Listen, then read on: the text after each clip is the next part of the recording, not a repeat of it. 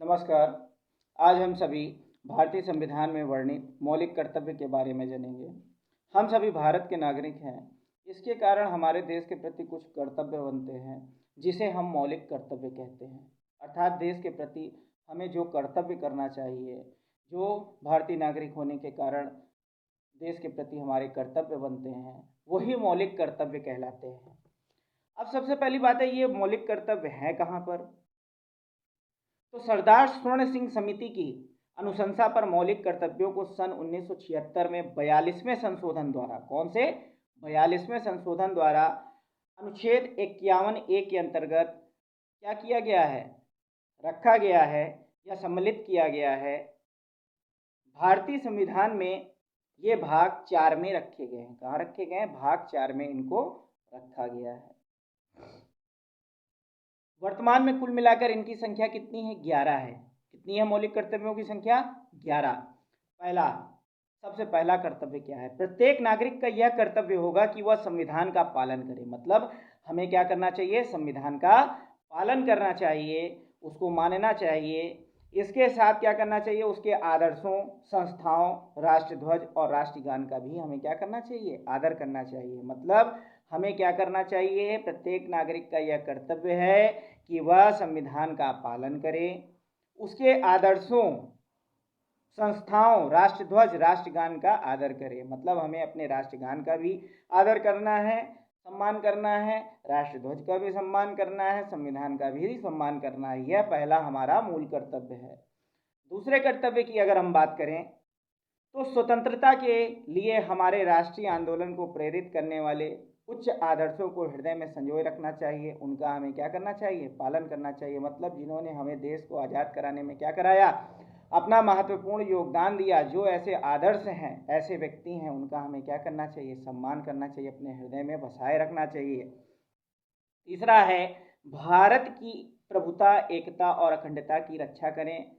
मतलब हमें क्या करना चाहिए? अपने देश की एकता और अखंडता को बनाए रखना चाहिए। किसी भी प्रकार की उसमें फूट नहीं पड़ने देनी चाहिए, क्योंकि ऐसा ही तो हुआ था। अंग्रेज फूट डालकर क्या करते थे? शासन करते थे। चौथा कर्तव्य है देश की रक्षा। अगर हमें आवश्यकता पड़े, देश हमें बुलाता है, देश पर कोई संकट आ जाए, तो हमें हमेशा तैयार रहना चाहिए। अपने प्राणों की भी चिंता नहीं करनी चाहिए। ये चौथा कर्तव्य है। अगर हम पांचवें कर्तव्य की बात करें तो भारत के सभी लोगों में समरसता और समान भातृत्व की भावना का निर्माण करना चाहिए। मतलब हमें क्या करना चाहिए?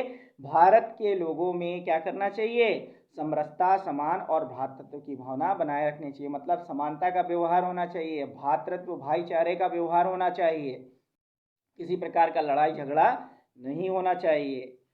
छठवें की अगर हम बात करते हैं तो हमारी सामाजिक संस्कृति की गौरवशाली परंपरा का महत्व समझें और उसका परीक्षण करें। मतलब जो हमारी संस्कृति चली आ रही है, भारत की संस्कृति पूरे विश्व में जानी जाती है, तो हमें क्या करना चाहिए? अपने संस्कृति की रक्षा करनी चाहिए।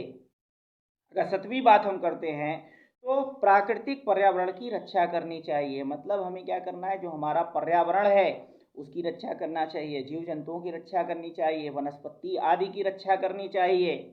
अगर हम आठवें कर्तव्य की बात करें तो वैज्ञानिक दृष्टिकोण और ज्ञानार्जन की भावना का हमें क्या करना चाहिए? विकास करना चाहिए। मतलब जो वैज्ञानिक दृष्टिकोण है उसको बढ़ावा देना चाहिए ताकि देश का विकास हो सके। ज्ञानों को ज़्यादा से ज़्यादा अर्जित करने वाली भावनाओं को लोगों में विकसित करना चाहिए। नौवें कर्तव्य की अगर हम बात करें तो व्यक्तिगत एवं सामूहिक गतिविधियों के सभी क्षेत्रों में उत्कर्ष की ओर बढ़ने का सतत प्रयास करें। मतलब हमें जो सामूहिक गतिविधियां होती हैं, जो समूह बनाकर हम गतिविधियां करते हैं, विचार विमर्श करते हैं, उसको क्या करना चाहिए? बढ़ावा देना चाहिए। 10वां है, हमें सार्वजनिक संपत्ति की सुरक्षा करनी चाहिए। सार्वजनिक का मतलब जो सभी के लिए है, पब्लिक प्रॉपर्टी है।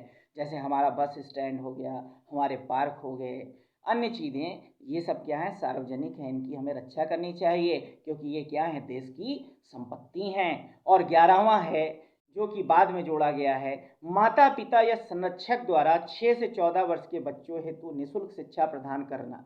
ये हमारा 86वां, मतलब 86वां संशोधन के द्वारा भारतीय संविधान में जोड़ा गया है। मतलब 11वां क्या है कि माता पिता के संरक्षक में 6 से 14 वर्ष तक के बच्चों को क्या होनी चाहिए? जो बेसिक शिक्षा होती है वो दी जानी चाहिए। ये हमारा 86वां संशोधन करके इसको संविधान में जोड़ा गया है। अब हमें ये जान लेना चाहिए कि जब हमारा संविधान बना था तो उसमें उस समय कौन कौन से समिति थे और उसके कौन कौन से अध्यक्ष थे। तो प्रारूप समिति के जो सदस्य थे उसमें सबसे पहले अध्यक्ष कौन थे? डॉक्टर भीमराव अंबेडकर क्या थे? प्रारूप समिति के अध्यक्ष थे संविधान निर्माण के समय। फिर इसके बाद अगर हम बात करें तो संचालन समिति किसके अंतर्गत थी? डॉक्टर राजेंद्र प्रसाद के अंतर्गत क्या थी? संचालन समिति थी। संघ संविधान समिति पंडित जवाहरलाल नेहरू के अंडर में थी और तथार्थ झंडा समिति डॉक्टर राजेंद्र प्रसाद के पास थी। प्रांतीय संविधान समिति सरदार वल्लभ भाई पटेल के पास थी। प्रारूप समिति डॉक्टर भीमराव अंबेडकर के पास थी और संघ शक्ति समिति पंडित जवाहरलाल नेहरू के पास थी। ये क्या थी? प्रमुख समितियां थी। और मैंने पिछले वीडियो में भी ये बताया था कि भारतीय संविधान का जनक डॉक्टर भीमराव अंबेडकर जी को कहा जाता है। अगर मेरा वीडियो आपको अच्छा लगा है तो इसे ज़्यादा से ज़्यादा शेयर करिए, लाइक करिए और कमेंट करिए। जो भी भूल चूक हो उसे माफ़ करिए।